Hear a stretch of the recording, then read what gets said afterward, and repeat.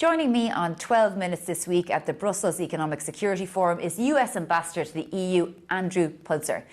Ambassador, you're very welcome. Thanks for joining us on Euronews. Pleasure to be here. Thank you.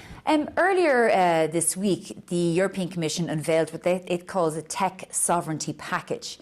And the idea is to remove dependencies on tech companies in China and the United States in an effort to basically shore up European security. What's your reaction to that? Because the Europeans say this is necessary. Well, it's a very thick bill, and I have not had a chance to look through it very thoroughly yet. But I hope that this tech sovereignty doesn't drive a wedge between the United States and Europe in the tech area, because I think that it's very important that they stay united, that we partner with Europe.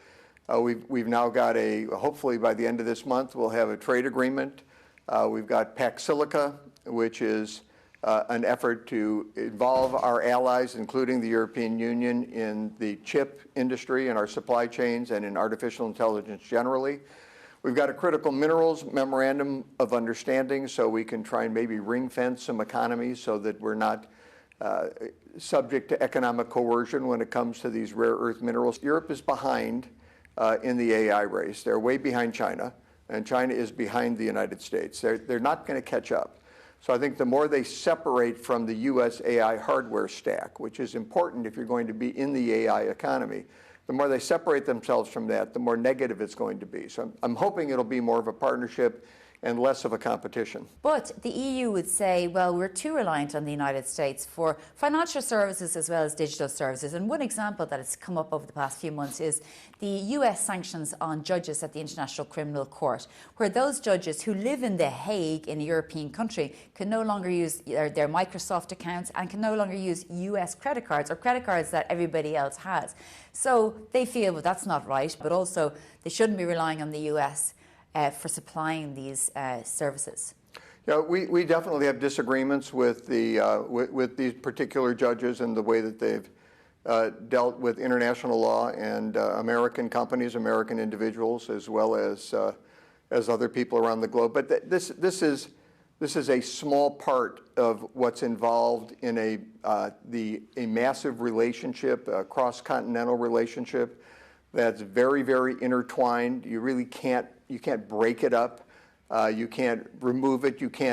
Europe is far enough behind the United States and China that it really can't catch up. So I don't know that separating off is going to solve the problems they're trying to solve. But the point I suppose they're making is that they need to be independent to protect themselves from a sovereign perspective. But also there are concerns because of the last year or so with the Trump administration. The Europeans feel slightly under threat or slightly coerced. If you look at maybe the trade deal that was agreed in Turnberry just at the end of last summer, that there was a 15% tariff rate imposed on the Europeans. It wasn't much of a negotiation. You have also the Greenland issue. So the Europeans feel now is the time not to decouple, but to at least de-risk from the United States as well as China. So with the trade agreement was is an effort that President von der Leyen and President Trump mutually negotiated to try and rebalance a very unbalanced trade relationship. Our largest trade deficit in the world is with the European Union. Now, it is the largest trade relationship in the world, but for years, you would pay 10% tariff to sell a Cadillac in Berlin, but you'd only pay a 2.5% tariff to sell a Mercedes-Benz in Detroit. And nobody in Europe seemed to be complaining about the imbalance at that point in time. It's only now that we're trying to rebalance the relationship that inequity created that people are complaining. The 50% tariff you mentioned is on steel and aluminum, and I will also point out that Europe has a 50% tariff on steel and aluminum. The idea of those tariffs is both to keep out subsidized product from China, where they're selling steel and aluminum at prices that really nobody in the world can compete with because they're subsidized by the Chinese government. So Europe is doing the same thing on steel and aluminum that the United States is. On Greenland, what the president said was he wouldn't take any options off the table. Greenland is a very strategically important issue for the United States. It's important for Europe. I don't think really a year ago, if we had this discussion, people would be as aware of how strategically important Greenland is. So it's important for the United States, it's important for Europe, and it's important that people understand that this is an area of the country, area of the world where China and Russia will try and take advantage. Yeah. And I think they're a little more nervous about how the United States would react than they are about how Denmark would react. So can you say then that Denmark has nothing to worry about? Because we did also see the Prime Minister of Greenland saying that the US envoy to Nuuk pretty much had the same intentions as Donald Trump said he did back in January. Marco Rubio said Greenland's part of Denmark for now. So it seems to be a little bit more about than highlighting the security threat from Russia and China in the high north and the Arctic. Well, but it did highlight the security threat. I think that's the important point here. Whether or not the United States becomes more involved and the extent to which we become more involved will, in fact, be decided by the President and Secretary Rubio, not by me. But I think it's important we understand that it's important that the United States be involved and remain involved in Greenland. And I think Europe has now realized that it needs to step up its defense and its position with respect to Greenland. So I think we're headed in the right direction. Where it ends up, that'll be, as I said, up to the President and the Secretary of State.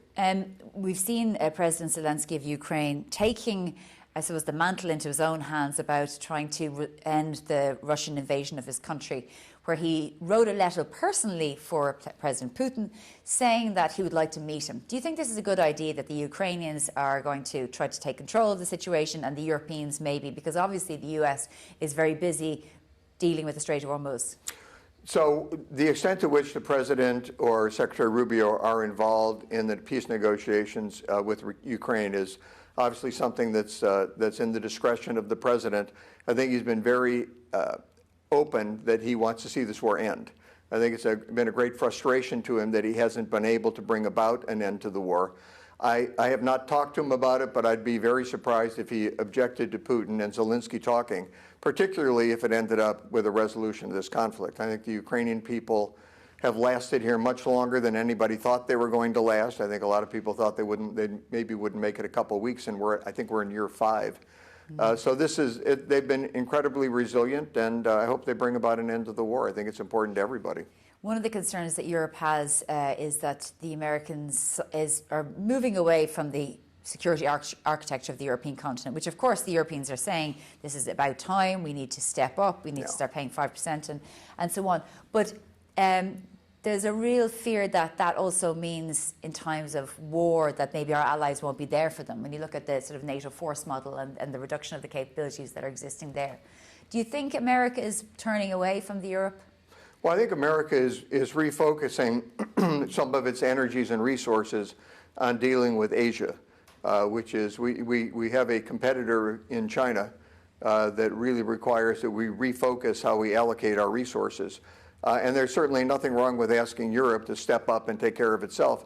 But look, America came to the defense of Europe twice in the last century. We defended Europe throughout the Cold War, and actually have defended them since the fall of the Berlin Wall and the end of the Cold War. So we still have massive numbers of troops here and massive numbers of military armaments and supplies. There's nothing wrong with the United States cutting back on that and Europe taking a more assertive role in its own defense. I think that's something we want, and I believe it's something that the Europeans now realize and that the Europeans want. I think that some of the fears from the European capitals is that it's happening at a time when the United States, particularly President Trump, is extremely disappointed. He's made that very clear to Mark Rutte and so on, and to the Europeans themselves, about their lack of support in the aftermath of the US and Israeli strikes on Iran in relation to the Strait of Ormuz. Is that situation subsided for Donald Trump?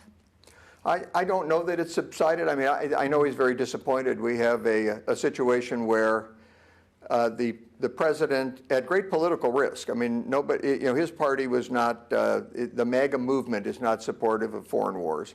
The Democrats were going to oppose him no matter what he did. So without really any political advantage, he assessed the situation, saw the development of the missiles and the drones in Iran, and they're continuing to try and get access to a nuclear weapon. They're having that visible nuclear material where they could create 10 or 11 bombs, and said rather than kicking the can down the road or passing the buck, whichever metaphor you want to use, he decided that it was important that he act, despite the fact that it wouldn't be to his political advantage, because it was the right thing to do. We have bases in Europe that we have funded and supported for decades. We have countries that we've rescued in war, and we've been a very reliable ally to. When they won't even let us fly over their country or use our bases in their countries, you're going to find the United States, and particularly President Trump, will be very upset. And I don't know when that subsides, but hopefully it will over time, but I don't know if it has yet. Do you think that this sort of reaction then at NATO is part of that, saying, look, you didn't come to our aid, so therefore we won't be there for you in times of need, and that's why we're removing capabilities? No, I don't think anybody said that. What I've heard Secretary Rubio say is, look, we're supportive of NATO, but the reason that we have an alliance is so that we defend each other and work together. And if that's not how the alliance is going to work, then we need to reassess it. I don't think anybody said we're pulling out of NATO, we're going to pull out of NATO. What about the Europeans' perspective when they say NATO is a defensive organisation, this was an offensive war outside the territory of NATO, so therefore the obligation wasn't for us, particularly when we weren't consulted? I think that's a little too technical and a little too ignoring of reality. The Iranians have been at war with at least the United States and Israel for 47 years.